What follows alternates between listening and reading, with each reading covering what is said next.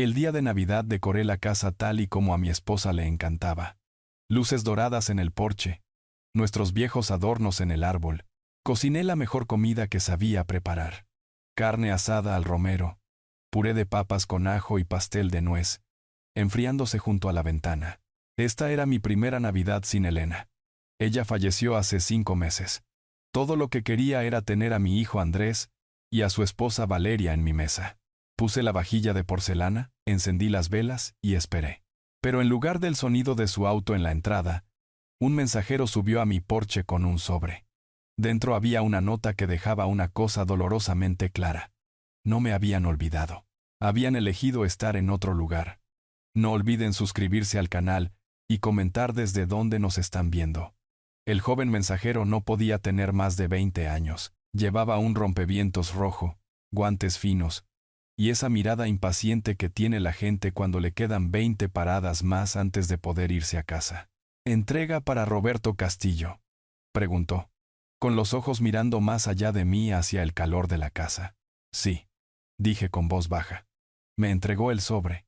Asintió una vez y bajó los escalones del porche. El crujido de sus zapatos en el camino helado fue el único sonido hasta que el tosido grave del motor de su auto se lo llevó lejos. El sobre estaba tibio por sus manos, pero era delgado. Supe incluso antes de abrirlo que no contendría buenas noticias. Mis dedos se detuvieron en la solapa por un momento. Miré las luces envueltas alrededor de la barandilla del porche, el suave brillo que proyectaban sobre los escalones cubiertos de nieve, y pensé en cómo Elena habría estado parada justo detrás de mí. Curiosa. Siempre quería saber quién estaba en la puerta. Rompí el sello. La letra pequeña y perfecta de Valeria ocupaba el centro de la página. Roberto, decidimos pasar la Navidad en casa de mi mamá este año. Esperamos que entiendas. Con cariño. Valeria. Eso fue todo. Ni un feliz Navidad. Ni un hagamos planes para la próxima semana. Ni siquiera una llamada telefónica antes de que llegara el mensajero. Entender. Volví al pasillo, cerrando la puerta contra el frío. Desde aquí podía ver el comedor brillando bajo el candelabro. La carne asada descansaba en su bandeja, todavía humeante. El puré de papas con ajo se veía cremoso y suave en su tazón, con una ramita de perejil que Elena habría aprobado descansando encima. El pastel de nuez en la encimera atrapaba la luz de la cocina, con su corteza hojaldrada en su punto justo. Había pasado horas en todo eso, comenzando 2 días atrás marinando la carne, horneando el pastel la noche anterior y planchando el mantel que solo sacábamos en días festivos. Había puesto la porcelana, pulido la plata y doblado las servilletas en pequeños abanicos como siempre hacía Elena. Las velas parpadeaban suavemente, su luz bailando sobre las copas de cristal. Era exactamente el tipo de Navidad que a Elena le hubiera encantado. Pero ahora solo estaba yo. Me serví un vaso de té dulce, me senté a la cabecera de la mesa e intenté comer. El primer bocado de carne estaba tierno, sazonado, justo en su punto. Pero bien podría haber sido cartón. Mi garganta se cerró a mitad de masticar y tuve que pasarlo con té. Después de unos bocados dejé el tenedor. La comida no sabía a nada. Apagué las velas y guardé la comida en recipientes. El pastel se quedó afuera. Una parte de mí no podía decidirse a envolverlo.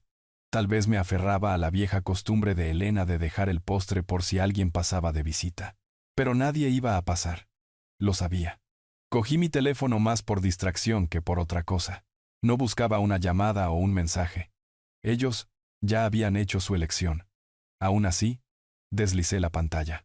Y ahí estaba la publicación en Facebook de la madre de Valeria. Una larga mesa cubierta de platos. Copas de vino atrapando la luz. Gente inclinándose unos hacia otros, con rostros iluminados por la risa. En el extremo lejano, Andrés estaba sentado junto a Valeria, con su mano sobre la de ella, sonriendo de una manera que no le había visto en años. El pie de foto decía: muy agradecida por una casa llena de familia esta Navidad. Agradecida. Las palabras se asentaron en mi pecho como una piedra. Estaban agradecidos por la mesa que habían elegido, pero no por la mía. Me quedé mirando la foto hasta que la pantalla se oscureció. Pensé en las mañanas de Navidad cuando Andrés era pequeño. Nos despertaba al amanecer, corriendo por el pasillo en pijama, con el olor a pan dulce llenando la casa. Elena estaría en la cocina, sacando los panes del horno, con el azúcar glass espolvoreando el aire. Le leía la noche antes de Navidad junto al fuego en Nochebuena, con su cabeza pesada contra mi hombro. Durante años, nuestra casa fue el lugar para la Navidad. Después de que Andrés se casó, traté de compartir el tiempo. Un año con nosotros, un año con ellos. Pero poco a poco, un año se convirtió en, tal vez pasemos un rato, y luego, en veremos si tenemos tiempo. Me dije a mí mismo que era solo la vida. Las parejas casadas dividen las vacaciones y la gente se ocupa, pero esto, enviar un mensajero el día de Navidad, no era estar ocupado, era un mensaje. Dejé el teléfono con la pantalla hacia la mesa y me recosté en mi silla. La casa estaba demasiado silenciosa. Podía escuchar el reloj en la sala marcando cada segundo, alejándome más de la vida que solía tener. El fuego en la chimenea estallaba suavemente, pero el sonido se sentía hueco. Miré hacia el árbol de Navidad en la esquina.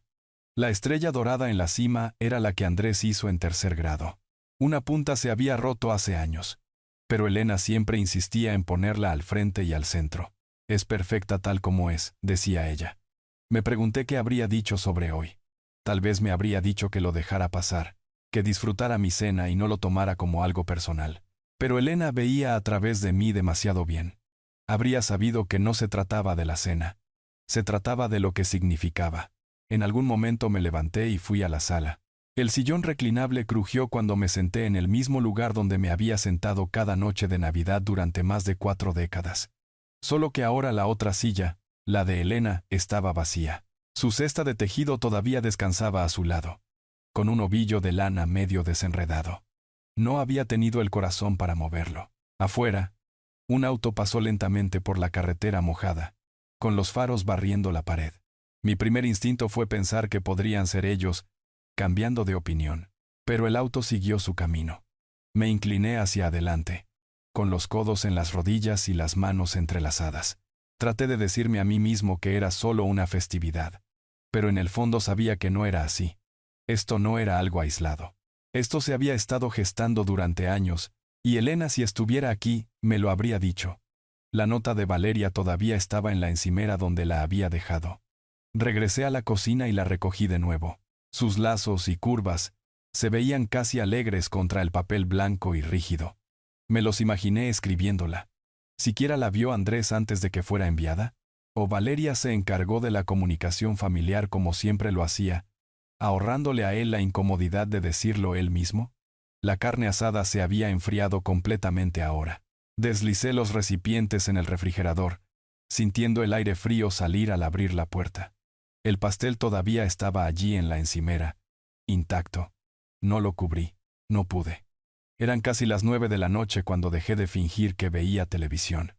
Apagué las luces del árbol una por una y caminé por el pasillo hacia mi habitación. En la cómoda había una foto enmarcada de nuestra última Navidad con Elena. Andrés y Valeria habían venido ese año, aunque llegaron tarde y ya llenos de haber comido en otro lugar. En la foto, la sonrisa de Elena era tan cálida como siempre. Andrés estaba educado. Me senté en el borde de la cama mirando esa foto, hasta que mis ojos se nublaron. Cuando finalmente me acosté, el espacio a mi lado estaba frío y por primera vez en mucho tiempo, admití para mí mismo que no me habían olvidado.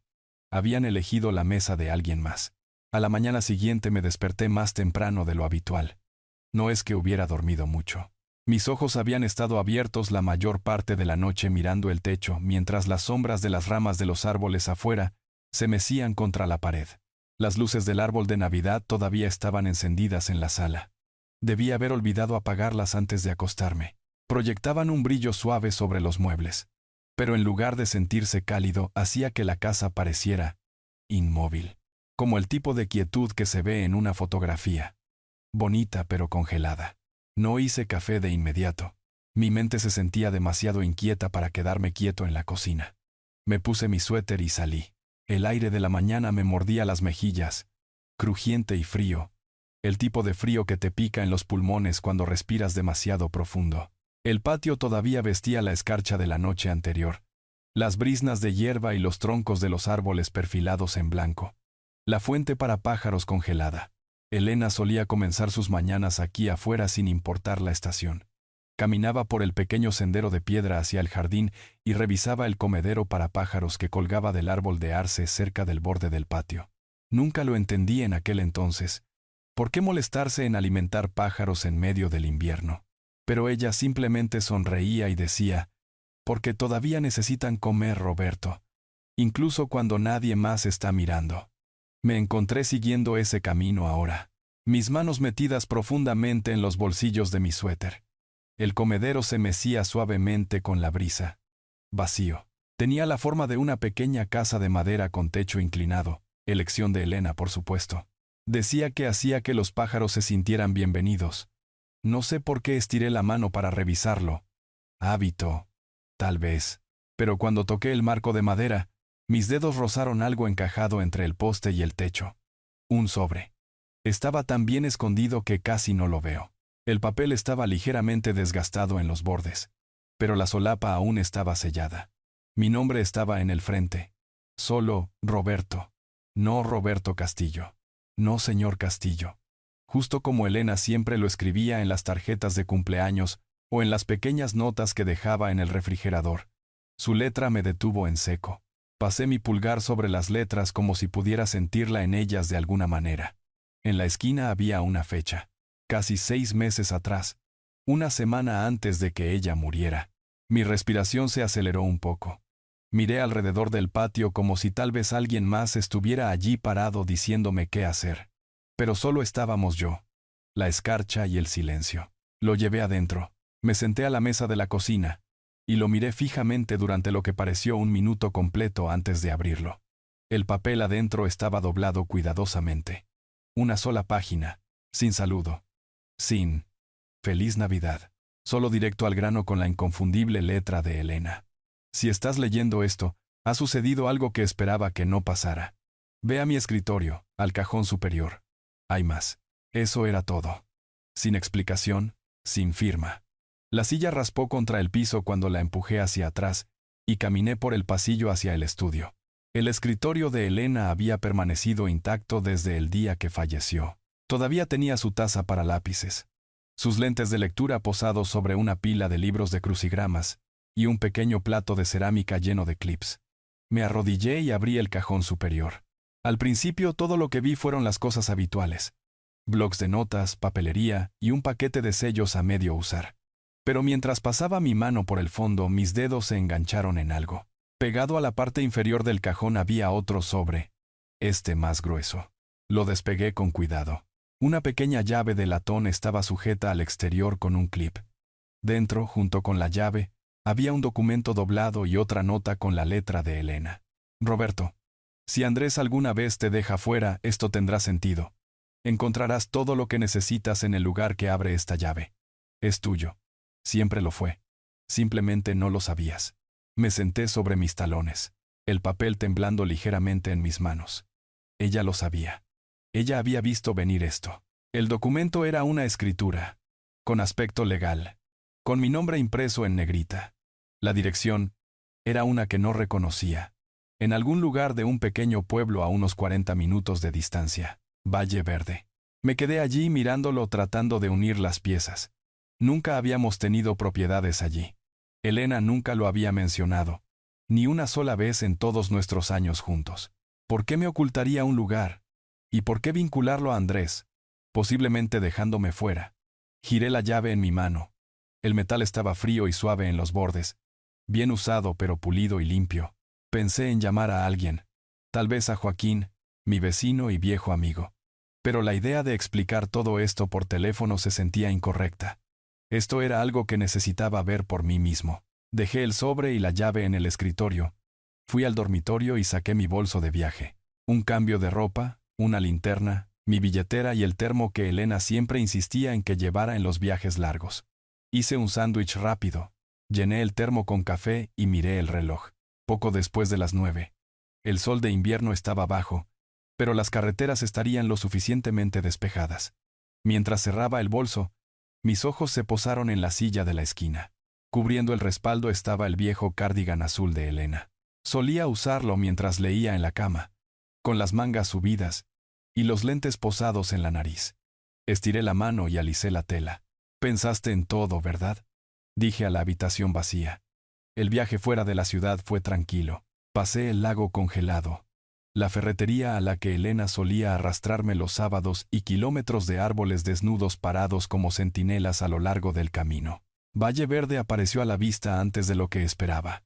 Un puñado de pequeñas tiendas, un comedor y una gasolinera que parecía no haber cambiado en décadas. La dirección me llevó por un camino de grava escondido, detrás de una línea de pinos. Disminuí la velocidad para leer los números clavados en los buzones, hasta que uno coincidió con la escritura. Era una pequeña casa blanca con contraventanas azules y un porche de piedra. No estaba en ruinas, pero tampoco era ostentosa. El tipo de lugar que se veía, asentado, como si hubiera estado esperando. Estacioné en la entrada. Los escalones delanteros crujieron bajo mis botas mientras los subía. Mi mano se cerró alrededor de la llave en mi bolsillo. Se deslizó en la cerradura como si perteneciera allí. Cuando la puerta se abrió con un clic, dudé. No podía quitarme la sensación de que estaba entrando en una habitación que Elena acababa de dejar.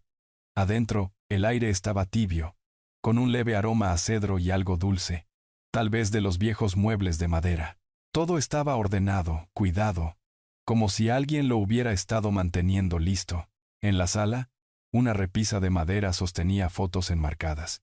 Elena y yo en nuestro 35º aniversario. Otra de ella en la playa sosteniendo sus sandalias en una mano, con el cabello agitándose al viento. Y luego una que nunca había visto antes. Elena, sentada en este mismo porche, con una taza de café en la mano, sonriendo a alguien justo fuera del encuadre. El sofá era del mismo estilo que habíamos tenido en nuestra primera casa. La estantería tenía títulos que reconocía en el orden exacto en que Elena solía organizarlos. Misterios en el estante superior. Libros de cocina en el inferior. En la mesa de centro, una nota doblada yacía junto a un juego de posavasos. La recogí.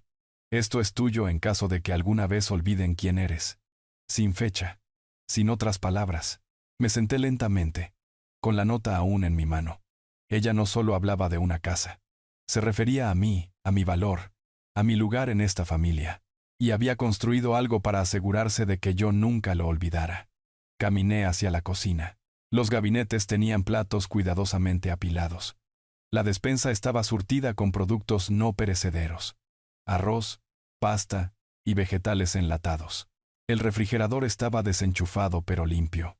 En el interior de la puerta del gabinete había una lista de compras escrita con la letra de Elena. Café, pan, huevos, azúcar. 2 sillas estaban junto a la mesa de la cocina. Una con un cojín que Elena había cosido ella misma. Estiré la mano y toqué la tela, casi esperando que todavía estuviera tibia. Por el pasillo encontré 2 habitaciones. Una tenía una cama perfectamente hecha con una colcha doblada a los pies. La otra estaba casi vacía excepto por unas cuantas cajas apiladas en la esquina etiquetadas como «Cosas de Roberto». No las abrí. Todavía no. De vuelta en la sala, me senté en el sillón junto a la ventana y miré hacia el patio. Había una casita para pájaros en la parte trasera. Otro banco debajo de lo que debía ser un macizo de flores cuando llegara la primavera. El silencio aquí no era como el silencio en casa. Esto era intencional, pacífico. Pensé en el día de ayer, en la nota de Valeria y la foto en Facebook. Aquí, esas cosas se sentían más pequeñas, como si pertenecieran a un mundo diferente. Elena lo había sabido. Había visto el distanciamiento lento. La forma en que las visitas se habían vuelto más cortas. La forma en que Valeria respondía por Andrés más a menudo de lo que él hablaba por sí mismo.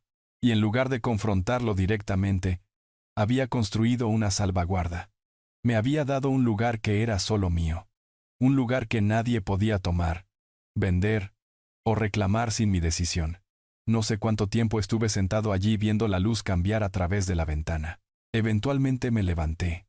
Cerré la puerta con llave detrás de mí y conduje de regreso hacia la ciudad. La llave descansaba en mi bolsillo, tibia por mi mano. No tenía todas las respuestas todavía, pero sabía una cosa. Viniera lo que viniera. No estaba tan solo como pensaba. El día después de encontrar la cabaña, no podía quitármela de la mente. Me desperté pensando en la nota sobre la mesa de centro, en la letra de Elena en la lista de compras dentro de la puerta del gabinete. Era como si ella hubiera puesto un lugar para mí allí, sin habérmelo dicho nunca. Había conducido de regreso a casa anoche, pero no había desempacado mi bolso.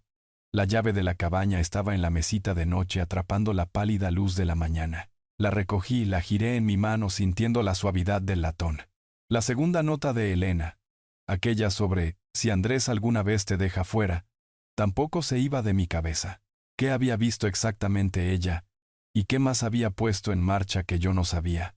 Hice café, me paré junto a la ventana de la cocina y observé la escarcha derretirse en los bordes del césped. Mis ojos se desviaron hacia la casa de al lado.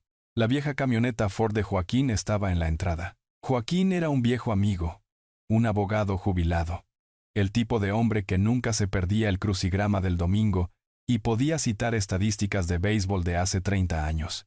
Si alguien podía ayudarme a entender documentos legales o decirme qué podría significar una escritura oculta, era él. Tomé un largo sorbo de café. Dejé la taza y agarré el sobre con la escritura del escritorio de Elena. Joaquín abrió su puerta vistiendo una camisa de franela y sosteniendo una rebanada de pan tostado a medio comer. «Roberto», dijo, levantando las cejas, «estás levantado temprano. ¿Todo bien?» «No exactamente», dije. «¿Tienes un minuto?» Se hizo a un lado, invitándome a entrar. Su casa olía levemente a humo de leña y pan con mantequilla. Nos sentamos a la mesa de la cocina, con el periódico de la mañana doblado cuidadosamente frente a él. «¿Qué tienes en mente?», preguntó. Puse el sobre la mesa, deslizándolo hacia él. Sacó la escritura, se ajustó sus lentes de lectura y leyó en silencio por un momento. Cuando finalmente levantó la vista, sus ojos estaban más agudos de lo que había visto en años. «Valle Verde», dijo. «Un bonito y pequeño lugar por allá. Esto está a tu nombre solamente. Ningún copropietario listado. ¿Sabías de esto antes?». Negué con la cabeza. Nunca había oído hablar de ello hasta ayer. Joaquín golpeó el papel suavemente. «Bueno, esto no es un accidente. Tu esposa organizó esto para que fuera separado. Lo que significa, legalmente hablando, que nadie más que tú tiene derecho sobre ello». Me recosté. «¿Por qué haría ella eso?». Joaquín me dio una larga mirada. «¿Por qué crees tú?». No respondí de inmediato. La imagen de Andrés y Valeria en esa otra mesa, el día de Navidad, pasó por mi mente. La nota de Valeria. La publicación de Facebook. Joaquín continuó. «Roberto, la gente no oculta activos a menos que los esté protegiendo de impuestos de acreedores o de disputas familiares». Fruncí el ceño. «Disputas familiares». Él entrelazó sus manos. «¿Quieres que sea franco? Por favor. He visto casos donde los hijos adultos o sus cónyuges comienzan a presionar por el control de la propiedad una vez que uno de los padres fallece. A veces es por preocupación genuina. Otras veces, no tanto». Miré fijamente la escritura. Elena había pensado más adelante de lo que yo me había dado cuenta. «Hay más», dije, sacando la nota más pequeña del sobre. Se la deslicé. Joaquín la leyó. Luego se recostó en su silla. Ella se estaba asegurando de que tuvieras opciones. «Esta cabaña es tuya, sin ataduras. Sí, Dios no lo quiera, las cosas con Andrés se ponen complicadas, tienes a dónde ir. Un lugar que no pueden tocar». Solté un suspiro que no me había dado cuenta de que estaba conteniendo. Ella lo vio venir. «Roberto». Elena era inteligente. Probablemente notó cosas que tú no querías ver. Pensé en todas las veces que Valeria había hablado por Andrés. La forma en que había sugerido que ellos manejaran mi correo cuando tuve la cirugía hace un par de años. Cómo se había ofrecido a ayudar con las facturas cuando Elena estaba en el hospital. Ayuda que decliné cortésmente. Joaquín tomó un sorbo de su café. «Deberías verificar si hay más. Si se tomó la molestia de transferir una propiedad, podría haber establecido otras protecciones». Asentí lentamente. «Empezaré con sus archivos. Si necesitas ayuda, estoy por aquí», dijo. «Y Roberto, no esperes demasiado. Si son del tipo que hace una jugada, no se quedarán quietos para siempre». Salí de la casa de Joaquín con una extraña mezcla de gratitud e inquietud. Gratitud por la previsión de Elena. Inquietud por lo que implicaba sobre mi hijo. De vuelta en casa, fui directo al estudio de Elena. Abrí cada cajón, revisé detrás de los libros en sus estantes y hojeé su agenda de direcciones. Nada obvio saltó a la vista. No más llaves. no más sobres ocultos. Pero en el cajón inferior, bajo una pila de revistas viejas, encontré una carpeta etiquetada con su letra: Privado del hogar. Dentro había copias de declaraciones de impuestos, estados de cuenta de seguros, y una lista titulada Cuentas, Roberto. Algunas tenían mi nombre como único titular. Algunas habían sido abiertas hace solo unos años. Una entrada me llamó la atención: Benítez y Asociados. Fideicomiso 2941. Al lado, una nota entre paréntesis: preguntar a Joaquín si es necesario. Benítez y Asociados no me resultaba familiar, pero la palabra fideicomiso me hizo pausar. Levanté el teléfono y llamé a Joaquín de nuevo. ¿Has oído hablar de Benítez y Asociados?, pregunté. Hubo un breve silencio. Sí, Gerardo Benítez, contador de la vieja escuela. Trabajó con muchos de mis clientes a lo largo de los años. ¿Por qué? Su nombre está en una de las carpetas de Elena. Algo sobre un fideicomiso a mi nombre. Joaquín silbó bajo. Ahora eso es interesante. Todavía está en el negocio en el centro. ¿Quieres que organice una reunión? Estuve de acuerdo. Joaquín dijo que llamaría a Benítez y me avisaría por la tarde. Mientras esperaba, conduje de regreso a la cabaña. Esta vez abrí las cajas etiquetadas como Cosas de Roberto. Dentro había álbumes de fotos, un juego de los libros de cocina favoritos de Elena y una pequeña caja fuerte. La llave no estaba a la vista. Dejé la caja fuerte a un lado, haciendo una nota mental para revisarla más tarde. En la cocina, preparé una jarra de café usando la vieja máquina de goteo que parecía venir de nuestro primer apartamento. Me senté a la mesa, con la lista de compras aún pegada dentro de la puerta del gabinete, y pensé en cuán intencional se sentía todo esto. Elena no solo había creado un plan de respaldo, había construido un refugio. De vuelta en casa, Joaquín llamó poco después de las 3. Benítez puede verte mañana por la mañana, dijo. Le dije que tienes algunos papeles que tu esposa dejó. Sonaba como si supiera de qué estaba hablando. Esa noche, me acosté en la cama, dándole vueltas en mi mente. Una cabaña oculta, un fideicomiso privado. Las advertencias silenciosas de Elena estaban envueltas en oraciones simples. Pensé en su voz, tranquila, segura, diciéndome: si alguna vez sientes que te están empujando hacia afuera, sabrás a dónde ir. No lo había entendido entonces. Ahora sí.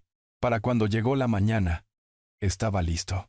Me vestí con mi mejor chaqueta, no porque necesitara impresionar a Benítez, sino porque quería entrar luciendo como un hombre que todavía tenía el control de su propia vida. La oficina estaba en un modesto edificio de ladrillo sobre una panadería. El olor a pan fresco subía por las escaleras mientras yo subía. Adentro, el área de recepción era simple: 2 sillas, un escritorio y una pared de archivadores. El propio Gerardo Benítez salió a saludarme. Tenía casi 70 años, esbelto y con ojos agudos detrás de unos lentes de montura metálica. «Señor Castillo», dijo, estrechando mi mano firmemente, «pase por aquí». Su oficina estaba forrada de estanterías, cada una apilada con carpetas etiquetadas por año. Nos sentamos en una pequeña mesa junto a la ventana. «Entiendo que Elena le dejó algunos documentos», comenzó. Le entregué la carpeta. Él la hojeó, asintiendo ante ciertas páginas. «Sí, esto es lo que pensé que podría ser», dijo finalmente. Su esposa estableció un fideicomiso privado a su nombre hace unos 5 años, separado de cualquier cuenta conjunta. Ella fue muy clara sobre los términos. Está únicamente bajo su control. Sin fideicomisario sucesor excepto usted. Parpadeé. «¿Por qué no me lo dijo?». Sonrió levemente. «Dijo que no quería que usted pensara que lo necesitaba, que era solo una medida, por si acaso». Me recosté, dejando que eso se asentara. «¿Cuánto hay en él?». Benítez nombró una cifra que hizo que se me cortara la respiración. Era más de lo que había imaginado. Suficiente para mantenerme seguro durante años sin importar lo que pasara. Ella también dejó instrucciones. Benítez continuó. Dijo que si las circunstancias cambiaban sus palabras, no las mías, y usted se sentía presionado o excluido, yo debía explicarle el fideicomiso en su totalidad. Pensé en el día de Navidad, el mensajero, la mesa vacía, la publicación de Facebook. «Bueno», dije en voz baja, «supongo que las circunstancias han cambiado». Benítez asintió. Prepararé el papeleo de acceso. Mientras tanto, tal vez quiera pensar en cómo quiere manejar las cosas con su familia. Solté una pequeña risa sin humor. Esa es la pregunta del millón. Cuando salí de la oficina de Benítez, el aire invernal se sentía más afilado, pero en mi bolsillo estaba el peso de la certeza. No solo la llave de la cabaña, sino el conocimiento de que Elena me había dado algo intocable. Por primera vez en mucho tiempo, no sentía que estuviera a la defensiva. Me sentía listo. 3 días después de reunirme con Benítez, estaba en la cocina haciendo café cuando escuché neumáticos crujiendo sobre la grava afuera. Era media mañana, una hora en la que mi entrada suele estar vacía. A través de la ventana sobre el fregadero, vi una camioneta SUV plateada entrando. La camioneta de Andrés. Mi agarre en la jarra de café se tensó. La dejé. Me sequé las manos en una toalla y caminé hacia la puerta principal. El golpe llegó justo cuando alcancé la perilla. 3 golpes cortos. Luego, silencio. Abrí la puerta para ver a Andrés parado en el porche, con las manos metidas en los bolsillos de su chaqueta. Me dio una sonrisa tensa que no llegó a sus ojos. «Hola, papá». Detrás de él, en el asiento del pasajero de la SUV en marcha, Valeria estaba en su teléfono. Ni siquiera levantó la vista. «¿Qué te trae por aquí?», pregunté, manteniendo mi voz neutral. Cambió de posición sobre sus pies. Pensé en pasar a saludar. No hemos hablado desde Navidad. Me apoyé en el marco de la puerta. Podríamos haber hablado entonces si hubieras estado aquí. Un destello de incomodidad cruzó su rostro. Sí, sobre eso. La mamá de Valeria. Bueno, simplemente tenía sentido este año también. Levanté una mano. No hace falta explicar. Leí la nota. Se aclaró la garganta. Cierto. Bueno, de todos modos, también quería ver cómo estabas. Ver cómo te va. Y tal vez hablar de algunas cosas. ¿Cosas? Sí. Ya sabes, las cosas de mamá. Las cuentas. Estuve en el garaje el otro día buscando esa vieja caña de pescar, y vi algunas cajas con papeleo. Me imaginé que tal vez te vendría bien una mano para ordenar todo eso. Ahí estaba, la verdadera razón. No respondí de inmediato. Solo lo observé de la forma en que observas a un oponente de ajedrez hacer su primer movimiento. ¿Qué te hizo pensar que necesitaba ayuda con eso?, pregunté. Dudó, miró hacia atrás a la SUV. Bueno, tienes muchas cosas de las que ocuparte. Y Valeria y yo hemos estado hablando de tal vez ayudarte a administrar las cosas, solo para asegurarnos de que todo esté, en orden. ¿Para quién?, parpadeó. Para ti. Para todos. En realidad. Me alejé de la puerta, haciéndole un gesto para que entrara. Pasó junto a mí hacia la sala, mirando alrededor como si la estuviera viendo por primera vez. Todavía se ve igual, dijo. Algunas cosas no necesitan cambiar, respondí. Nos sentamos. Yo en mi sillón reclinable. Él en el sofá. Había un espacio entre nosotros. El tipo que puedes sentir incluso cuando estás a solo unos pies de distancia. Entonces, dije, cuéntame más sobre esta ayuda que estás ofreciendo. Se movió de nuevo, descansando los codos sobre las rodillas. Simplemente pensamos que podría ser bueno, ya sabes, consolidar cosas, simplificar, tal vez, mover algunas cuentas. Hemos estado leyendo sobre cuán vulnerables pueden ser las personas mayores a errores o estafas. Dejé que el silencio colgara un momento más de lo cómodo. Personas mayores. No quise decir. No, creo que sí lo hiciste. Me incliné hacia adelante. Dime algo, Andrés. ¿Sabías que Valeria falsificó mi firma en un cheque de $15,000 hace un par de años? Su cabeza se levantó de golpe. ¿Qué? No, no mientas. Sé que fue para un contratista en Tennessee para uno de sus proyectos de alquiler. Miró hacia otro lado, con la mandíbula tensándose. Esa fue respuesta suficiente. No estabas viendo cómo estaba. Dije en voz baja. Estabas viendo qué tengo. Papá, no es así. Para ti tal vez no lo sea. Pero desde donde yo estoy sentado, se parece mucho a que estás tratando de tomar el control antes de que te inviten a hacerlo. Se pasó una mano por la cara. Simplemente no queremos que las cosas se pongan complicadas más adelante. ¿Complicadas para quién?, no respondió. Por la ventana, Valeria todavía estaba en la SUV, con el teléfono presionado contra su oído. No había mirado la casa ni una sola vez desde que llegaron. ¿Ella no va a entrar?, pregunté. Andrés negó con la cabeza. Pensó que sería mejor si yo hablaba contigo a solas. Probablemente le preocupa que yo diga demasiado. Frunció el ceño. Estás pensando demasiado las cosas. Me recosté. No. Finalmente estoy pensando con claridad. Dejé que eso colgara entre nosotros. El reloj en la pared hacía tic-tac suavemente.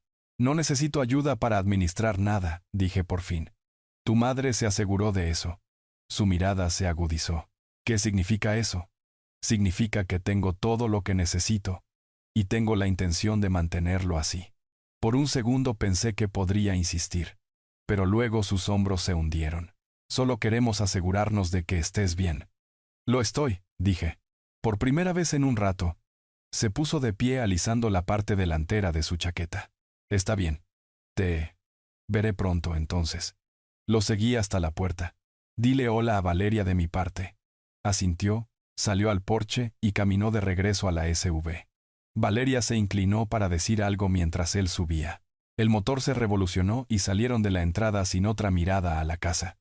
Me quedé allí por un momento, viendo las luces traseras desaparecer calle abajo. Luego cerré la puerta. La casa estaba en silencio de nuevo. Pero no era el mismo tipo de silencio que el día de Navidad. Este era un silencio entrelazado con la comprensión sobre lo que ellos querían, y sobre cuán lejos estaba dispuesto a ir yo para mantener lo que Elena me había dado. Caminé hacia el estudio. Abrí el cajón del escritorio y miré la llave de la cabaña descansando allí. Solo verla me tranquilizó. Pensé en las palabras de Benítez. Tal vez quiera pensar en cómo quiere manejar las cosas con su familia. Ya sabía la respuesta. Con cuidado. Bajo mis propios términos. Pasé el resto de la tarde revisando los archivos de Elena nuevamente, esta vez con un ojo más agudo. En una carpeta encontré una lista de nombres de contacto, personas que reconocía y algunas que no. Junto al nombre de Joaquín, ella había escrito de confianza. Junto al de Benítez, confidencial. Y junto a un nombre que no conocía, Lucía Moretti. Simplemente había escrito, en caso de problemas. Hice una nota para preguntarle a Joaquín sobre ella. Esa noche, mientras me sentaba en el sillón reclinable con el fuego crepitando bajo, me di cuenta de algo. Andrés y Valeria no iban a detenerse con una sola visita. Esta fue solo la primera prueba para ver si los dejaba entrar. Dejarles comenzar a reorganizar las cosas bajo el pretexto de ayuda. Volverían. Y cuando vinieran yo estaría listo. Fue el primer jueves de enero cuando noté el sedán negro. No estaba estacionado. No se movía. Solo estaba en ralentí en la acera frente a mi buzón. Al principio pensé que tal vez era una confusión de entrega. Pero cuanto más tiempo permanecía allí, más sentía que estaba esperando algo, o a alguien. Salí al porche con mi café, fingiendo no mirarlo directamente. Un hombre con un abrigo oscuro estaba sentado en el asiento del conductor, con la cabeza baja, como si estuviera leyendo algo. Las ventanas estaban teñidas lo suficiente para hacer que todo pareciera deliberado. Pasaron 5 minutos. 10. Finalmente se fue sin siquiera mirar la casa. No me gustó. Para el mediodía ya tenía mi chaqueta puesta y estaba caminando la media cuadra hacia la ferretería de Joaquín. Joaquín había sido la persona de confianza de Elena para cada proyecto del hogar durante 30 años, y el mío durante los últimos 5 meses. Él conocía gente. La campana sobre la puerta tintineó cuando entré. «Roberto», dijo desde detrás del mostrador. «No esperaba verte hoy». «Sí. Bueno», dije apoyándome en el mostrador. «Vi algo esta mañana que no me gustó. Imaginé que podría saber si alguien ha estado preguntando por mí». Levantó una ceja. «¿Preguntando cómo?» «Un sedán negro. Se quedó afuera un rato. El tipo de adentro no salió. No tocó, solo. Esperó». Joaquín frunció el ceño. «No es una matrícula que reconozca. Pero sabes que Andrés estuvo aquí hace 2 días». Mantuve mi expresión pareja. «¿Para qué?» «Algo sobre que necesitabas ayuda para deshacerte de alguna basura vieja. Quería saber si tenía un remolque para transportarla. Dijo que probablemente te mudarías a un lugar más pequeño pronto». «Mudarme.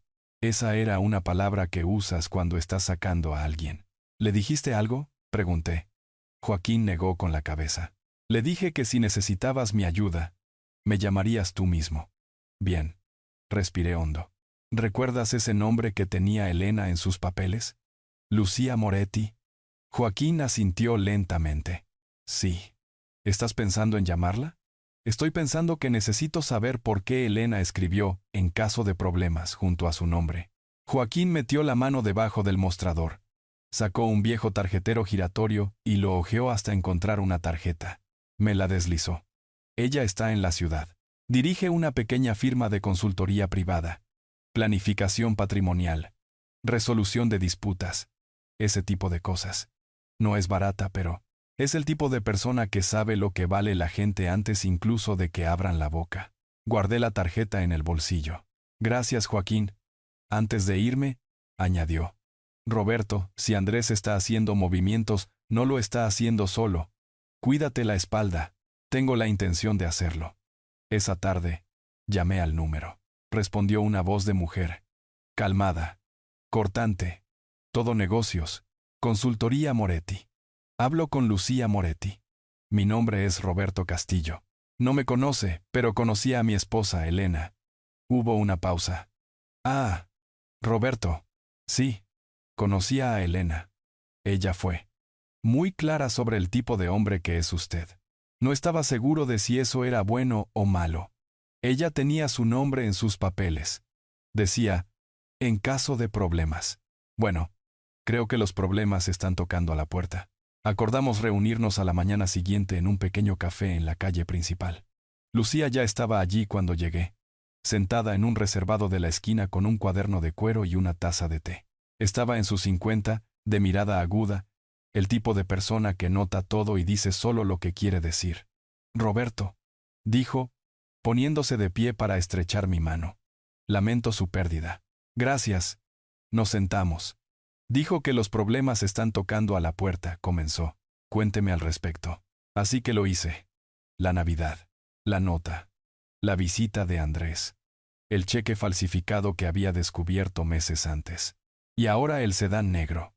Ella escuchó sin interrumpir, anotando ocasionalmente. Cuando terminé, dijo.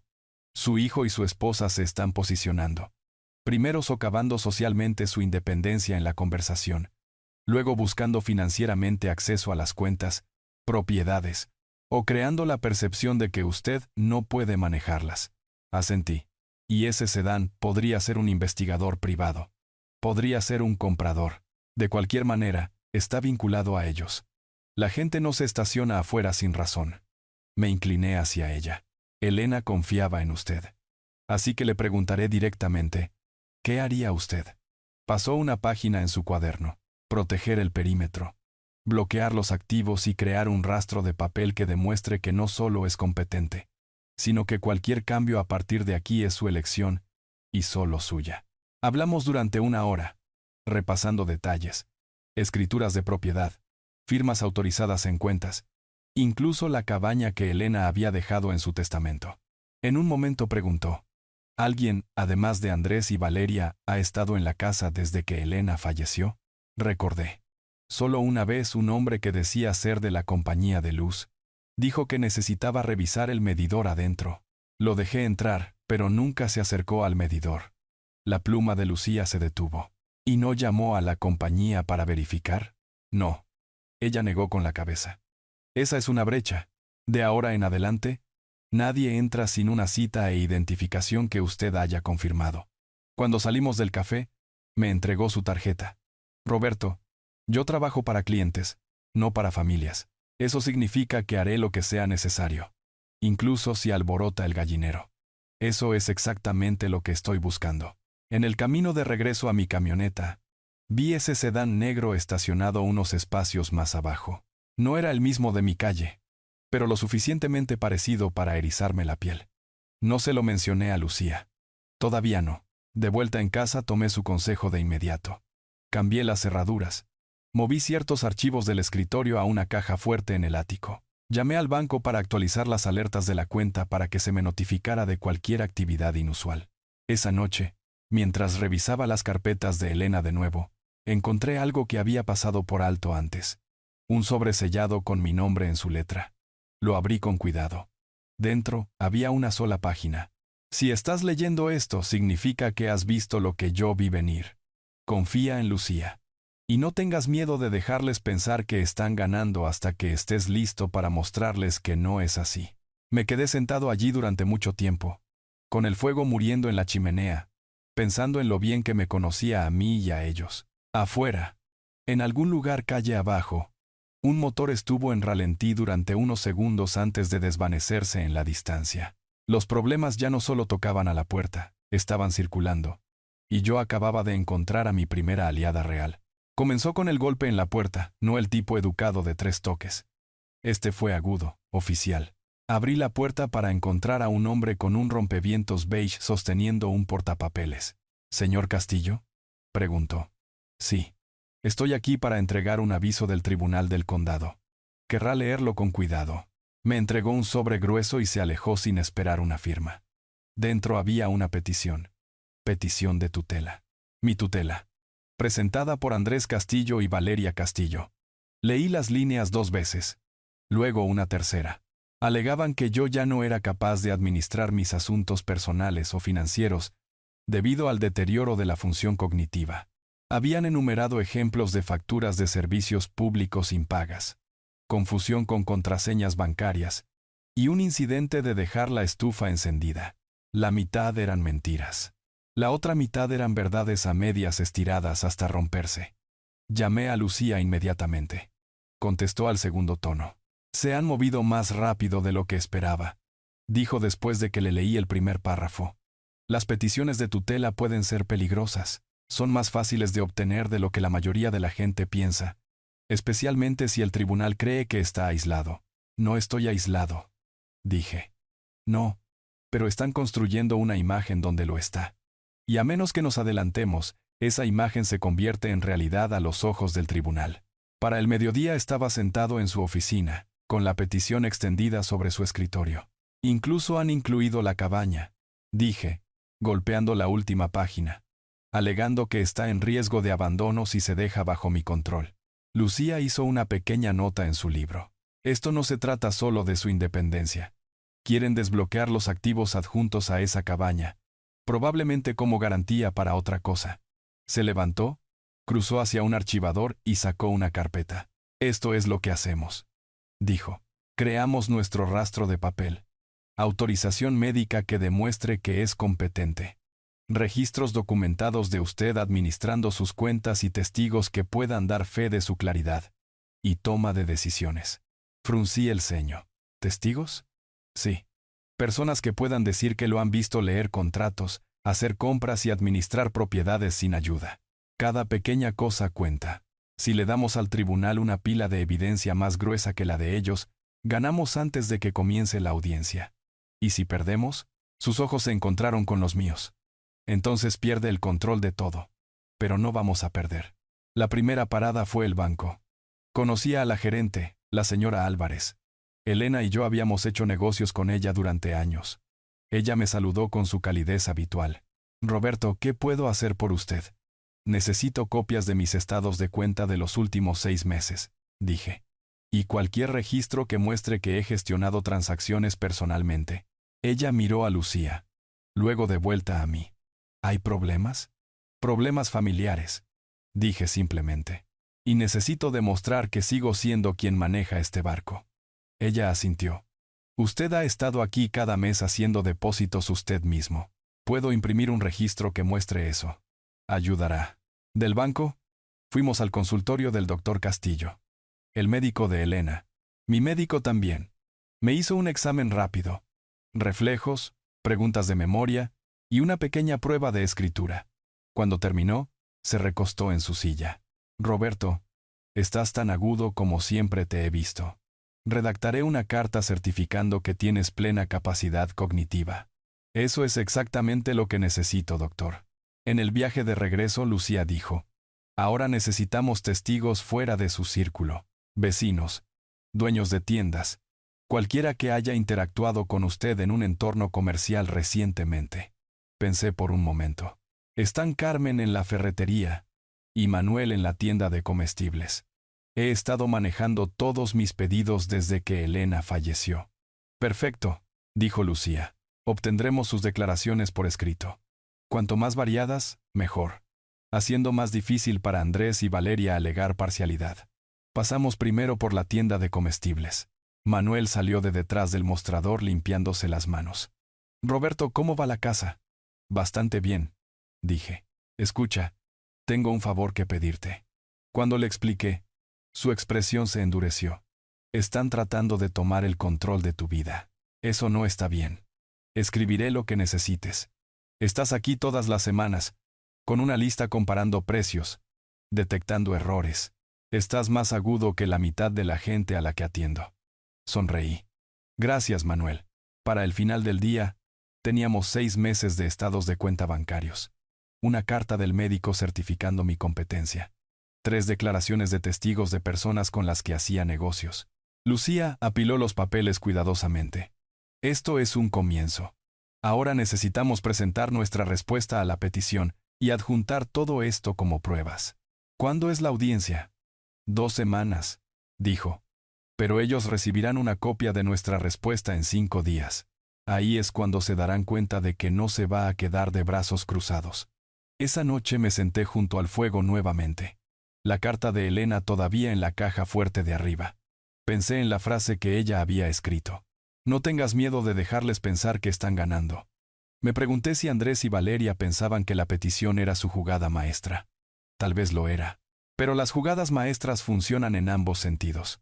3 días después, Joaquín me llamó.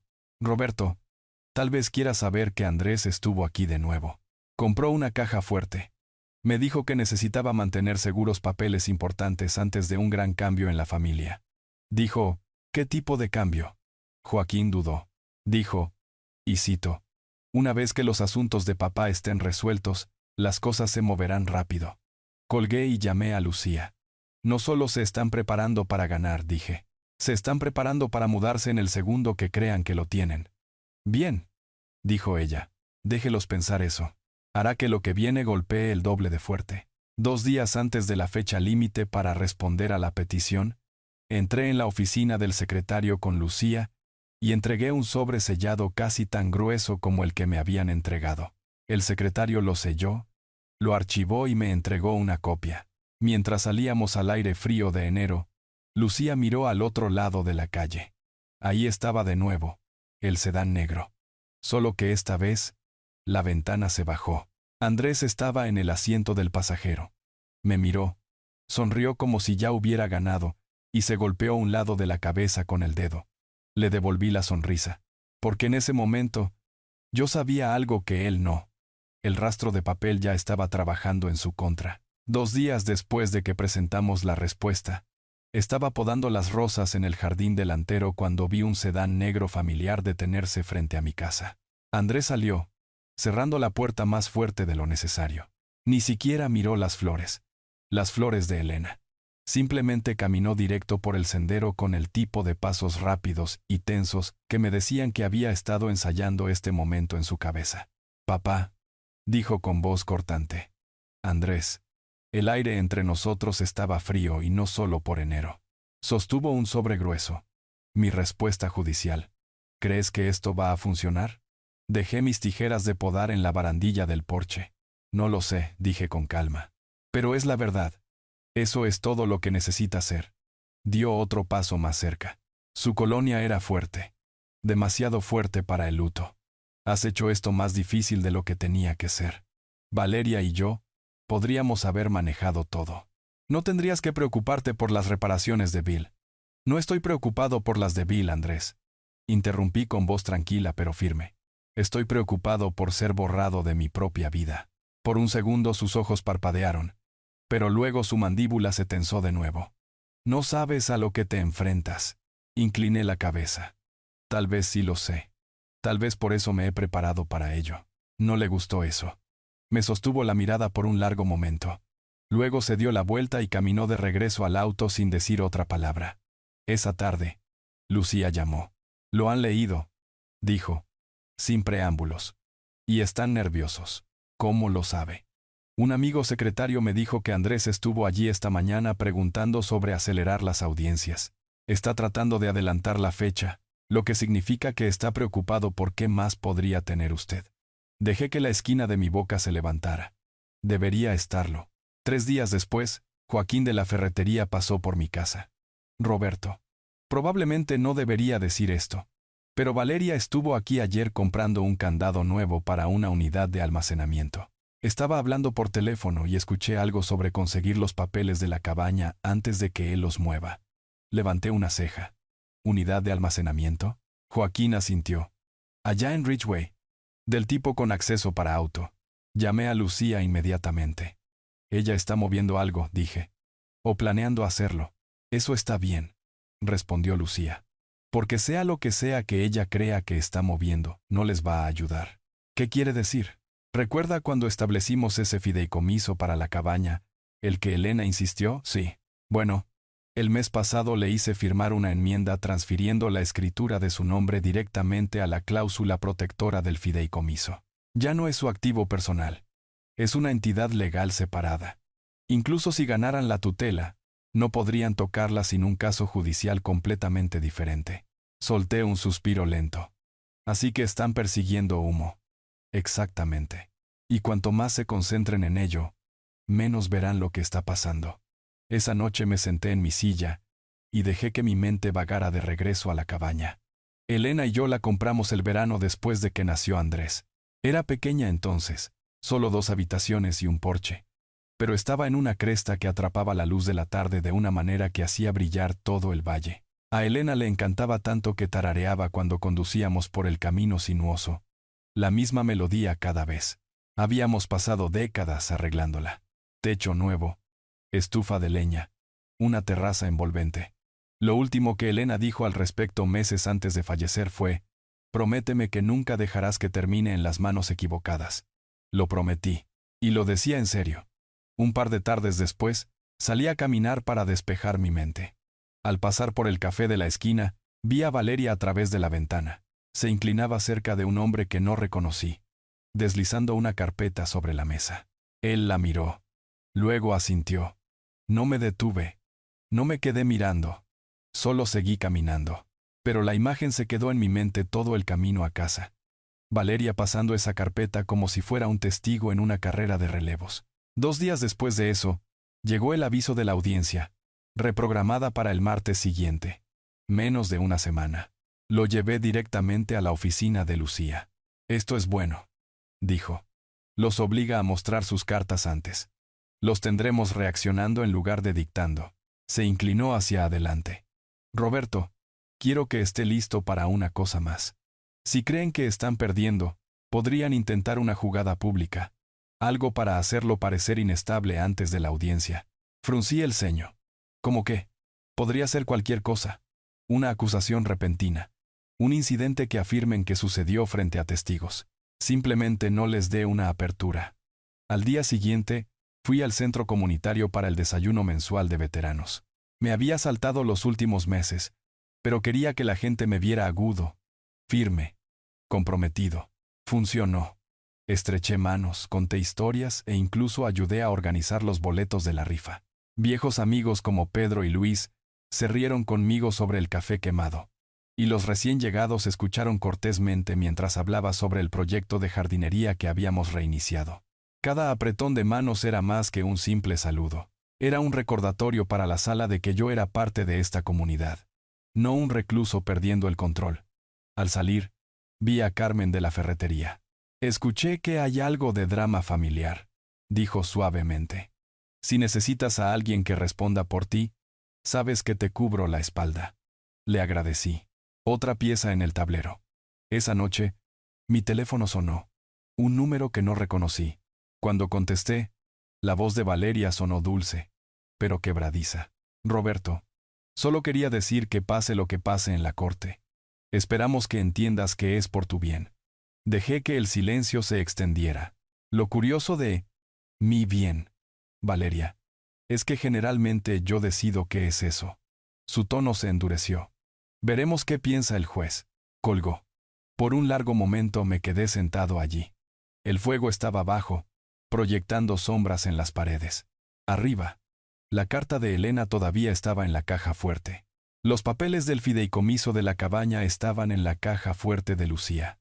Y el resto, la parte que ellos no sabían todavía, aún estaba en movimiento. Porque mientras Andrés y Valeria perseguían la cabaña, yo me aseguraba de que el resto de mis activos, la casa, las cuentas, incluso el auto, estuvieran alineados bajo la misma estructura protectora. Para cuando llegara la audiencia, no habría una sola propiedad a mi nombre por la que valiera la pena pelear. Esa era la parte que nunca verían venir. No hasta que fuera demasiado tarde. El sábado antes de la audiencia, me encontré estacionado a media cuadra de la casa de Andrés, con el motor apagado, viendo la suave luz invernal derramarse sobre su porche delantero. No estaba allí para espiar en el sentido habitual. Solo. Quería ver la forma en que se movían cuando pensaban que nadie estaba mirando. A través de las ramas desnudas, vi a Valeria llevar una pila de cajas a la SV. Su teléfono encajado entre su hombro y su oreja. Hablaba rápido, asintiendo a alguien a quien yo no podía escuchar. Andrés salió un momento después, sosteniendo lo que parecía un maletín. Se lo entregó a ella, y hablaron en ráfagas rápidas y cortantes antes de volver a entrar. Desde donde estaba sentado, la escena parecía casi mundana, pero había aprendido lo suficiente para saber que los momentos ordinarios a menudo ocultaban las intenciones más profundas. Me quedé el tiempo justo para verlos conducir hacia el depósito Ridgeway, el mismo que Joaquín había mencionado. Mis dedos tamborilearon sobre el volante, no por nervios, sino por una lenta y ardiente conciencia de que todavía estaban convencidos de que la cabaña era su boleto. Los dejé ir sin seguirlos. En cambio, conduje a casa, puse la tetera y me senté a la mesa de la cocina con un blog legal. El fuego crepitaba en la sala. En la página, comencé a enumerar a cada persona que me había visto en las últimas 2 semanas en el café, la ferretería, el desayuno de veteranos, junto con las fechas y horas. No era paranoia. Lucía había sido clara. Si intentan pintarlo como inestable, necesitaremos testigos creíbles que puedan decir lo contrario. Fechas, horas, interacciones. Cuanto más ordinarias, mejor. Así que las escribí. Incluso los encuentros más pequeños. Carmen de la ferretería, Pedro del desayuno, el cartero que charló sobre la tormenta de nieve. Cada nombre era un ladrillo en el muro que estaba construyendo. 2 días después, sonó mi teléfono. Era Carmen. Roberto, no vas a creer esto, pero Valeria estuvo aquí hoy con un portapapeles. Estaba preguntando si alguien había notado que actuabas confundido últimamente. Mantuve mi tono ligero. ¿Y qué le dijiste? ¿Que has estado más agudo que la mayoría de la gente de la mitad de tu edad? Roberto, ella está buscando problemas. Lo sé, dije. Déjala buscar. Está en el estanque equivocado. Esa noche, no pude dormir. Salí al porche. El aire afiló mis pulmones y dejé que mis ojos vagaran por el patio oscuro. Elena solía decir que el invierno era cuando la verdad se mostraba a sí misma. Árboles desnudos, sin hojas detrás de las cuales esconderse. Parado allí, sentí la verdad tan claramente como la escarcha bajo mis pies. Andrés y Valeria no estaban cuidando de mí. Estaban cuidando de sí mismos. Y en algún momento, se habían convencido de que esas 2 cosas eran lo mismo. El lunes por la mañana, Lucía llamó. Han presentado un anexo de emergencia, dijo. Alegan que usted ha estado tomando decisiones financieras imprudentes. Están citando la venta de la vieja camioneta y la donación al fondo de veteranos. Casi me río. Vendí la camioneta porque no puedo conducir 2 vehículos a la vez. Y doné al fondo porque creo en él. Lo sé, dijo Lucía. Pero están tratando de darle la vuelta como un comportamiento impulsivo. Responderemos con pruebas de que esos fueron movimientos lógicos y planificados. ¿Todavía tiene la factura de venta de la camioneta en el segundo cajón del archivador? Bien. Tráigala mañana. Esa tarde, mientras revisaba el archivador, encontré algo que no había mirado en meses. Una fotografía de Elena y yo en la terraza de la cabaña tomada el verano, antes de que Andrés se casara. Su cabello estaba atrapado por el viento. Su sonrisa tranquila. Andrés había estado allí ese fin de semana también, aunque en la foto estaba parado a un lado, revisando su teléfono. Recordé haber pensado incluso entonces que ya se estaba alejando hacia la órbita de Valeria. Ella tenía una forma de atraer a la gente, haciéndoles creer que su aprobación era la cosa más valiosa que podían poseer. El martes por la noche, mientras cerraba para pasar la noche, hubo un golpe en la puerta. Cuando abrí, Andrés estaba allí, con las manos en los bolsillos de su abrigo. «Papá», comenzó, «vamos a organizar una pequeña reunión mañana por la noche». Amigos, vecinos. Valeria pensó que tal vez te gustaría venir. Lo estudié. ¿Mañana por la noche? Esa es la noche antes de la audiencia. Sonrió, pero no llegó a sus ojos. Exactamente. Una oportunidad para aclarar el aire. Mostrarles a todos que estamos todos en la misma página. La invitación era menos sobre hospitalidad y más sobre apariencias. Podía verlo tan claro como la escarcha en la ventana. Si aparecía y decía algo, podrían tergiversarlo. Tendrían su prueba. Si no aparecía, dirían que me estaba aislando. Lo pensaré, dije. Esa noche llamé a Lucía. No vaya, aconsejó inmediatamente. Están preparando el escenario. Cualquier reunión amistosa la noche anterior a una audiencia no es amistosa. Así que no fui. En cambio, me aseguré de ser visto en otro lugar. En el centro de veteranos. Ayudando a descargar abrigos donados. Charlando con personas que recordarían exactamente dónde estaba. La mañana de la reunión, pasé por la calle de Andrés en mi camino de regreso de la tienda. Los autos alineaban la cuadra. A través de la ventana, vi a Valeria con un vestido rojo brillante, riendo con un grupo de vecinos. Andrés estaba sirviendo bebidas. De vez en cuando, uno de ellos miraba hacia la puerta como si estuvieran esperando a alguien, a mí. Supuse. Seguí conduciendo. Al día siguiente, Joaquín me detuvo afuera de la oficina de correos. Roberto, te perdiste toda una velada, dijo. Valeria le estaba diciendo a la gente que has estado teniendo lapsus de memoria. Andrés se veía incómodo, pero no la detuvo. Le agradecí, aunque sentí el pecho apretado. Una cosa era sospechar que intentarían socavarme. Otra era escuchar con qué despreocupación lo habían hecho. Esa noche, revisé la carpeta una vez más. Cada recibo, cada documento notariado, cada declaración de amigos y vecinos, todo estaba allí. Y metido entre las páginas estaba el documento del fideicomiso de la cabaña. Un recordatorio silencioso de que no todo lo que querían estaba a su alcance. Antes de acostarme, escribí una nota y la deslicé en el bolsillo interior de mi chaqueta para el día siguiente. No era para el tribunal, era para mí. 4 palabras. Elena estaría orgullosa. Quería llevarlas conmigo. Un escudo contra cualquier tormenta que Andrés y Valeria estuvieran planeando traer a esa sala del tribunal. Cuando finalmente apagué la luz, la casa estaba en silencio.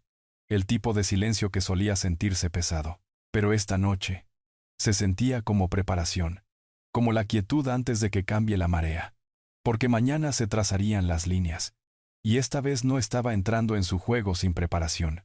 Traía mi propio tablero, mis propias reglas. Y ellos no verían el último movimiento hasta que ya estuviera hecho. El juzgado olía levemente a papel viejo y café que había estado demasiado tiempo en una hornilla.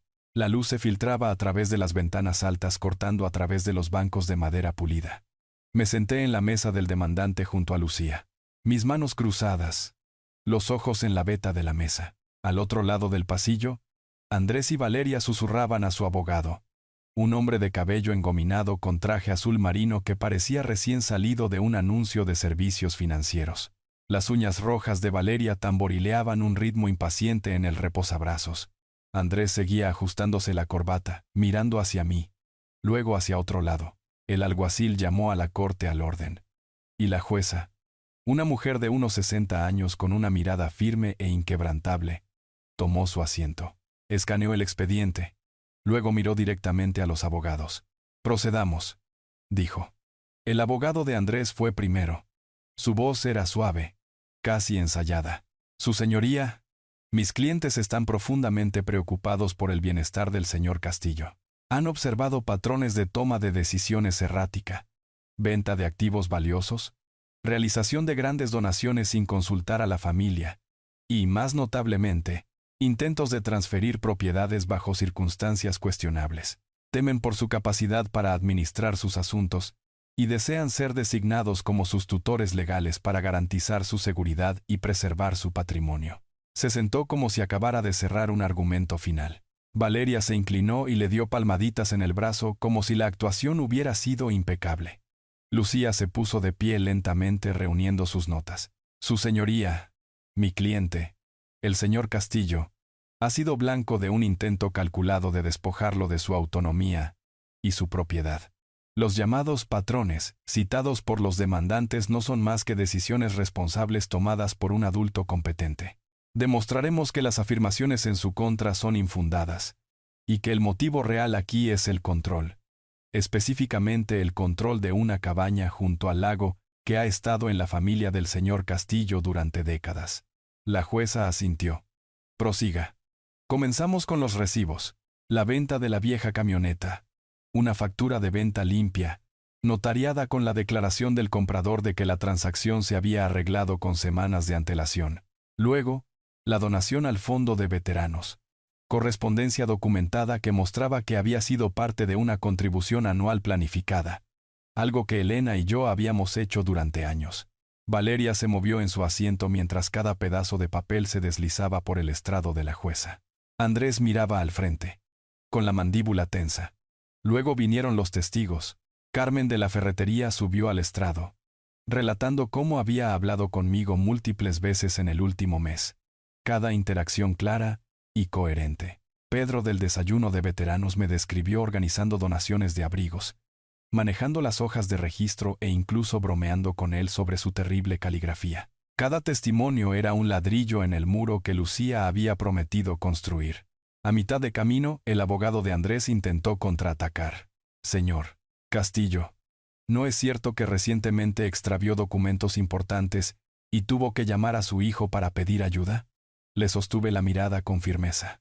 Extravié una factura de servicios públicos. La encontré 10 minutos después debajo del periódico. Si eso es motivo de incompetencia, su señoría, entonces la mitad del Estado debería estar bajo tutela. Una ola de risas silenciosas recorrió la sala. Incluso la boca de la jueza se movió un poco. Pero el verdadero punto de inflexión llegó cuando Lucía llamó a Joaquín. Subió al estrado con sus hombros anchos en su franela planchada y prestó juramento. Señor Torres, comenzó Lucía. Usted me mencionó que presenció una conversación en la instalación de almacenamiento que involucraba a los demandantes. ¿Podría compartir eso con el tribunal? Joaquín asintió. Sí, señora. Estaba allí dejando algunas herramientas. Escuché a Valeria decirle a Andrés que una vez que tuvieran los papeles firmados, podrían listar la cabaña y dividir el dinero antes de la primavera.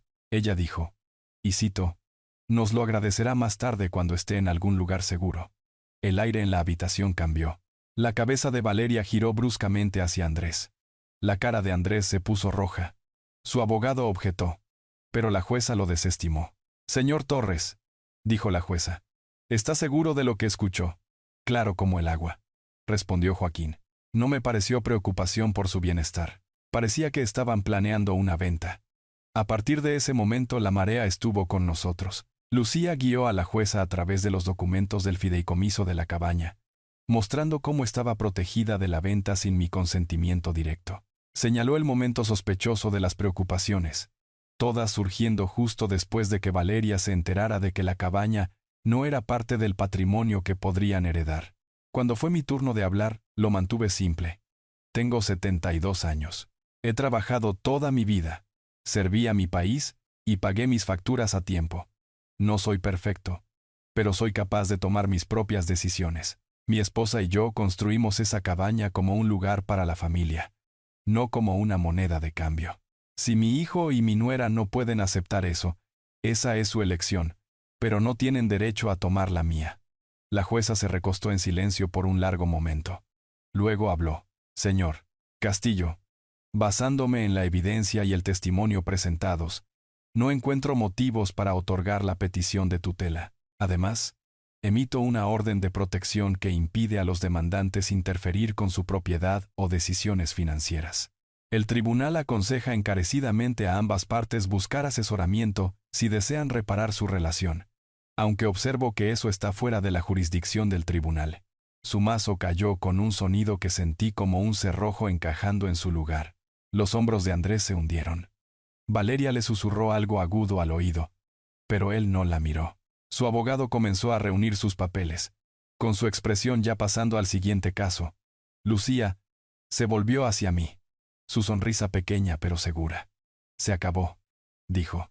Al salir de ese juzgado, el sol de invierno se sentía más cálido de lo que tenía derecho a ser. El aire frío golpeó mis pulmones limpio y afilado. Vi a Andrés y Valeria delante de nosotros, sus pasos rápidos, sus cabezas juntas. No miraron atrás. Joaquín me dio una palmada en el hombro. Mantuviste tu posición, Roberto. Elena estaría orgullosa. Asentí con la garganta demasiado apretada para las palabras. Esa noche me senté a la mesa de la cocina con una taza de té. La casa en silencio a mi alrededor. La victoria legal fue satisfactoria, sí. Pero más que eso, fue el saber. La verdad inquebrantable de que no había sido borrado. De que mi voz todavía tenía peso. En la encimera, la fotografía de Elena atrapaba la luz de la lámpara. Imaginé su sonrisa no triunfante, sino firme como el lago en una mañana sin viento. No celebré con champán ni una cena elegante. Solo me fui a la cama sabiendo que cuando despertara, mi vida seguía siendo mía. Y por ahora, eso era suficiente. La mañana después de la decisión del tribunal, me desperté antes del amanecer. Los viejos hábitos tardan en morir. Por un momento me quedé quieto escuchando el silencio. Sin teléfono vibrando en la mesita de noche, sin golpes en la puerta, solo el zumbido del calefactor y el leve tic-tac del reloj de la cocina. Hice café como solía hacerlo Elena. Una cucharada colmada de café molido. Una pizca de canela. Un vertido lento de agua caliente. El olor llenó la cocina, rico y familiar. Llevé la taza al porche trasero donde el aire estaba lo suficientemente frío para picarme la cara, y vi la primera luz tocar el lago. Se veía diferente ahora. No porque el agua hubiera cambiado, sino porque yo lo había hecho. El peso que había cargado estos últimos meses, el miedo de perder no solo la cabaña, sino mi voz en mi propia vida, se había ido. No olvidado, pero ido. Tenía planes para el día. Pequeños. Le había prometido a Joaquín que me reuniría con él en el centro de veteranos para ayudar a reparar un techo con goteras. Luego tal vez pasaría por la ferretería. Ver si Carmen todavía tenía esos tablones de cedro en oferta.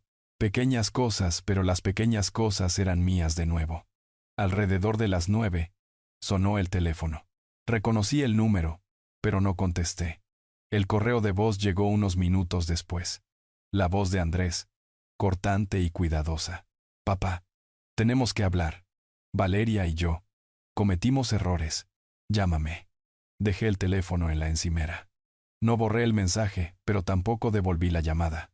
Todavía no. Había pasado demasiados meses reaccionando a sus movimientos. Ahora me movía bajo mis propios términos. Más tarde esa mañana, conduje hasta la cabaña. La nieve crujía bajo los neumáticos mientras giraba hacia el camino estrecho. El lugar estaba tal como lo había dejado, como pinos doblándose bajo el peso blanco. El porche barrido desde mi última visita. Abrí la puerta, y el crujido familiar de las bisagras se sintió como un saludo. Adentro, el aire estaba frío, pero la vista me calentó. La colcha que Elena había hecho todavía estaba doblada sobre el sofá. La foto de nosotros el día que comenzamos a construir, yo con botas de trabajo, ella con un sombrero para el sol, colgaba junto a la repisa. Hice un fuego a la antigua usanza, apilando la leña con cuidado. Las llamas prendieron rápidamente, chasqueando y enviando las primeras cintas de calor. Me recosté, dejando que se hundiera en mis huesos. Al mediodía, llegó Joaquín con un termo de chile y 2 cervezas. Imaginé que estarías aquí, dijo, sacudiéndose la nieve de las botas. Pensé que podríamos bautizar tu libertad. Comimos en la mesa de la cocina, con el vapor saliendo de los tazones. Joaquín habló sobre el proyecto del techo, el chico nuevo en el centro y el rumor de que Carmen finalmente se retiraba. Charla normal. Se sentía bien. Cuando se fue, caminé hacia el muelle. El lago estaba medio congelado, el hielo atrapando el sol pálido. Pensé en los inviernos que Elena y yo habíamos pasado aquí patinando hasta que se nos entumecían los dedos de los pies, y luego calentándonos junto al fuego. Ella siempre había dicho que este lugar tenía un latido. Tal vez tenía razón. Tal vez ese latido fue lo que me mantuvo luchando. Unos días después, recibí una carta por correo. No de Andrés, de Valeria. Escrita a mano, 3 páginas. Escribió sobre su crianza, sobre ver a sus padres pelear por propiedades, sobre querer seguridad para ella y Andrés. Admitió que había manejado las cosas mal, pero nunca se disculpó del todo. Preguntó si podíamos encontrar una manera de seguir adelante. La leí 2 veces. Luego la doblé cuidadosamente y la puse en el cajón con el resto de los recibos de leña de invierno. Algunas cosas podían esperar. porque mientras ellos estaban ocupados pensando en mis activos, yo había estado pensando en mi vida. La semana después de la audiencia, me reuní con Lucía nuevamente. Nos sentamos en su oficina. Papeles esparcidos por el escritorio. Todo está en orden, Roberto, dijo. El fideicomiso es blindado. Nadie toca la cabaña sin su consentimiento. Asentí. Bien. Pero quiero ir un paso más allá. Ella levantó una ceja. ¿Cómo así? Quiero configurarlo para que después de que yo me haya ido, la cabaña se convierta en un retiro para veteranos y sus familias. Sin venta, sin propiedad privada. Que siga siendo lo que siempre ha sido. Un lugar para que la gente se sienta completa. Su sonrisa fue lenta pero genuina. Eso se puede hacer. Y así fue como me encontré pasando enero y febrero no preocupándome por quién podría quitarme algo, sino construyendo algo que nos sobreviviría a todos. En marzo organicé el primer retiro de fin de semana. 10 veteranos, algunos con cónyuges, algunos con hijos. Cocinamos sobre la fogata, intercambiamos historias y arreglamos la vieja moto de nieve. Una noche, un padre joven me dijo que era la primera vez en años que sentía que su familia pertenecía a algún lugar. No dije mucho, solo asentí. Pero por dentro, algo se alivió aún más. Llegó la primavera y con ella, un golpe inesperado en la puerta de mi cabaña. Abrí para encontrar a Andrés parado allí solo, con las manos en los bolsillos de su chaqueta. Papá, dijo con la voz más tranquila de lo que recordaba. Escuché lo que estás haciendo aquí, con los veteranos. Yo, creo que es bueno. Nos quedamos allí por un momento. El silencio pesado pero no agudo. No estoy aquí para pedir nada, agregó, solo, para decir que lo siento. No fue suficiente para deshacer lo que se había hecho, pero fue un comienzo. Después de que se fue, caminé hacia el muelle de nuevo. El lago se estaba descongelando, el hielo rompiéndose en fragmentos brillantes.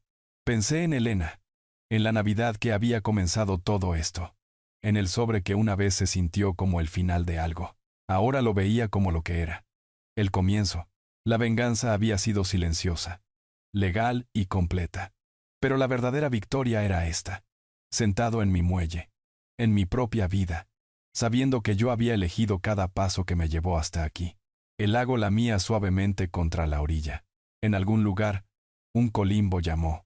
Y por primera vez en mucho tiempo, me sentí en paz. Ese fue mi final y mi comienzo. Gracias por acompañarme en este viaje. Si les gusta esta historia, por favor denle me gusta a este video. Suscríbanse al canal y compartan sus impresiones de esta historia en los comentarios. Para escuchar la siguiente historia, hagan clic en la lista de reproducción que ahora se muestra en la pantalla.